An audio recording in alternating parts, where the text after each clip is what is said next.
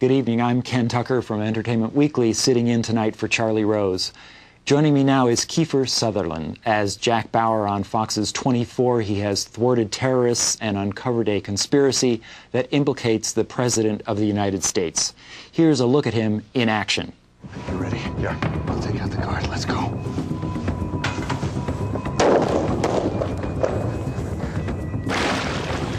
Guard is down. We're going in.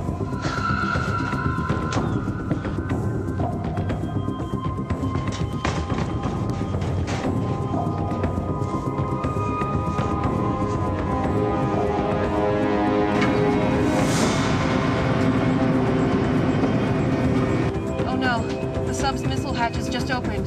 I see them. What does that mean in terms of our time frame? You have less than 4 minutes until they launch. Mr. Sutherland has recently extended his contract for another 3 seasons of 24.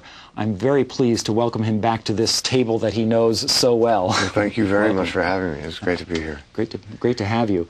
You know, we watch every week with our hearts in our throats this show, and now it's, you know, coming up to the end, and as a viewer, I just think, how are they possibly going to tie together all these plot strands that have been going on this season? Well, and again, and it's been kind of a theme of the conversations that I've had in this room.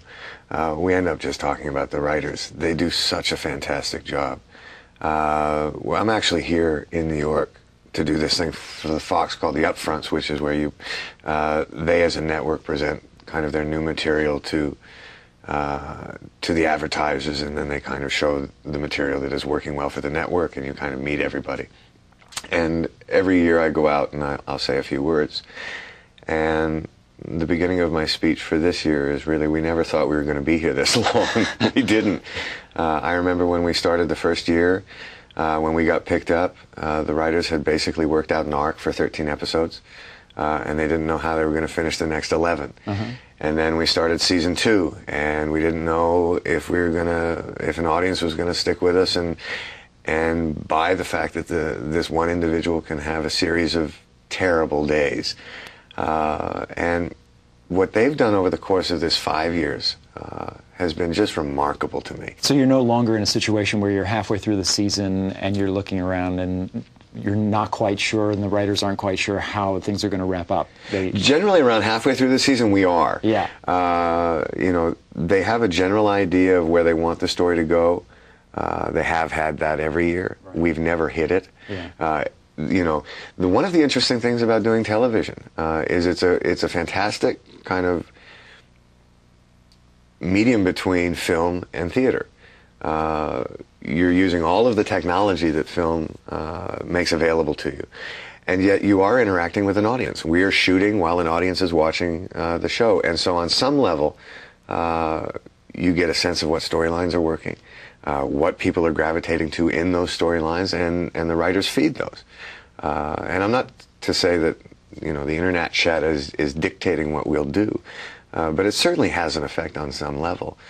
So generally about midway through the season is when we've shot enough stuff that the writers go, kind of liking where this is going, and it'll steer off into another direction. Right. And again, their flexibility to do that, and to do that in the context of a real-time show, is just extraordinary. And so we're very grateful for that, and for them, and for those opportunities. Yeah, well, since you bring that up, I was going to ask you this later, but there's been like a high mortality rate this season. You know, there's President Palmer is gone, you know, which enabled Dennis Haysbert to go off with David Mamet and save the world on another network. Tony Almeida and Michelle Bessler. Yeah, and Sean Astin's character. Those were all in the first episode. Yeah, and Edgar, who was so beloved by fans. You know, how much can you do this to strive for a kind of realism without alienating the audience, do you think? You know, I mean, that was the big question in the first year when they killed my wife, Leslie Hope, who was such an extraordinary actor. And I remember thinking, I remember it's Gale Berman, who was in charge of the network at the time, and Joel Surnow, who's in charge of our show. I said, you're making a terrible mistake. You can't expect an audience to stick with you for 24 episodes and then fail. Right. And I was wrong. I was really wrong. And I remember at Television Critics Award dinner, a gentleman stood up, a member of the press, and said, you know, as angry as I was that you guys let Jack Bauer's wife die, I was grateful at the same time, because it so threw me, and it made me think about the show in a different way, and made me think about the show for days, and it really affected me. And so I learned a lot. I think the audiences are incredibly savvy now. I think that they're, in all fairness, I actually think they always have been. I think we're just actually finally trying to cater to that aspect. And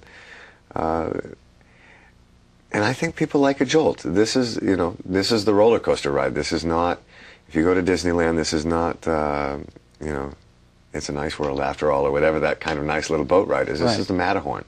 And people watch this show to have that kind of effect. And I think the writers have done a fantastic job delivering. When you talk about someone like Edgar, though, I'll never forget when he did that scene. It was really one of the most beautifully acted scenes, I think, in 24. And there's this fantastic look that he gives. He's concerned about Chloe. He's concerned about what's happening. He's starting to put the pieces together much later than the audience has already put them together. Yeah. He's just behind. Right. And he reminds you of every kid that was kind of picked on at school. He reminds you of everyone that was just, and all of us, that one time we were just a little behind. Right. And when he actually puts it all together and the penny drops, Mm-hmm. the very few actors I've ever seen do that well, where when the penny drops for him, oh my God, it dropped. And I remember watching him shoot that. I was getting ready to do a scene right after that, and so I'd come on stage, and I watched him do the last take of that.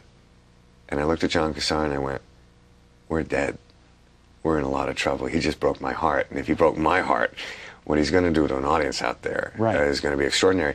And I would have to say, of all the people that we've lost on the show, that had the most pronounced reaction. Yeah. And Yeah. it's a testament to the show that it got such an extraordinary reaction for a character who in any other series would have been a very, you know, a very minor desk jockey Right, yeah, character that yeah. you would have a couple of lines. Yeah. I think that's why another reason people have attached themselves so much to Chloe. I mean, heaven Well, forbid. she's a perfect example. When I talk about the writer's flexibility, Yeah.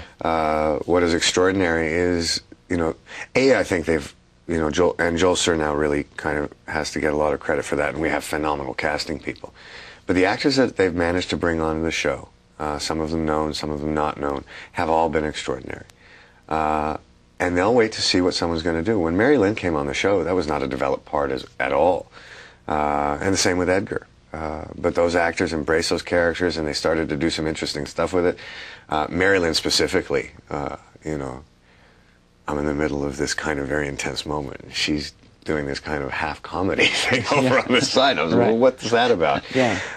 And people absolutely fell in love with it. And then for the writers to be able to go down that road with her and that character, and to go down that road with Edgar, that's a wait-and-see kind of deal. And their confidence right now is in such a place that they're actually attacking those moments with great kind of gusto and bravado. And that's a very thin line they walk on every day.